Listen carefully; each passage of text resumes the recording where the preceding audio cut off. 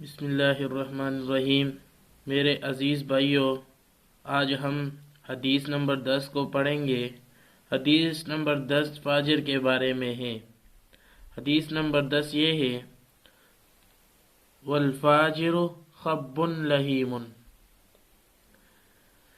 ترجمہ: اور فاجر مکار کمینہ ہوتا ہے، اور فاجر مکار کمینہ ہوتا ہے۔ تشریح میں کچھ اس طرح لکھا گیا ہے کہ خبن کہتے ہیں، یہ جو حدیث میں خبن آیا ہے اس کی تشریح ہو رہی ہے۔ خبن کہتے ہیں مکار دھوکے باز کو۔ حدیث کا مطلب یہ ہوا کہ فاسق و فاجر دھوکے باز اور مکار ہوتا ہے۔ وہ کسی سے دھوکہ نہیں کھاتا الا مگر یہ کہ کوئی اس سے بھی بڑا دھوکے باز اور مکار ہو، اور جب اس کو کسی نے دھوکہ دے دیا تو پھر یہ شب و روز یعنی دن و رات اسی فکر میں رہتا ہے کہ کب میرا بس چلے اور میں اس سے بدلہ لے لوں۔ خواتین و حضرات، اس کی وضاحت میں کچھ ایسے بھی لکھا جا سکتا ہے کہ جیسے کہ مومن کے بارے میں گزرا کہ اس کے سامنے آخرت ہوتی ہے، اسی لیے وہ دنیا میں سب کو معاف کر دیتا ہے۔ حدیث نمبر 2 میں ہے کہ مومن کے بارے میں گزرا کہ اس کے سامنے آخرت ہوتی ہے۔ حدیث نمبر 2 میں ہے کہ اس کے مومن کے سامنے آخرت ہوتی ہے، اس لیے وہ دنیا میں سب کو معاف کر دیتا ہے۔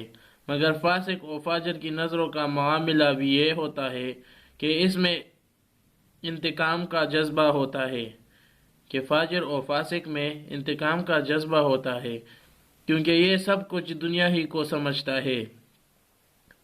بہرحال فاسق و فاجر حصول دنیا ہی کو مقصود بنائے ہوتا ہے۔ اس مقصود کو حاصل کرنے کے لیے سب کچھ کرنے کے لیے تیار رہتا ہے۔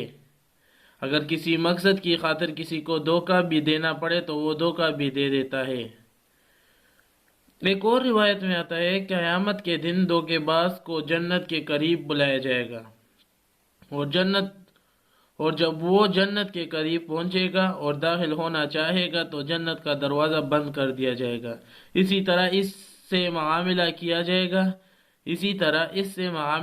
جائے گا اور اس کو کہا جائے گا کہ جس طرح دنیا میں تم لوگوں سے دھوکہ بازی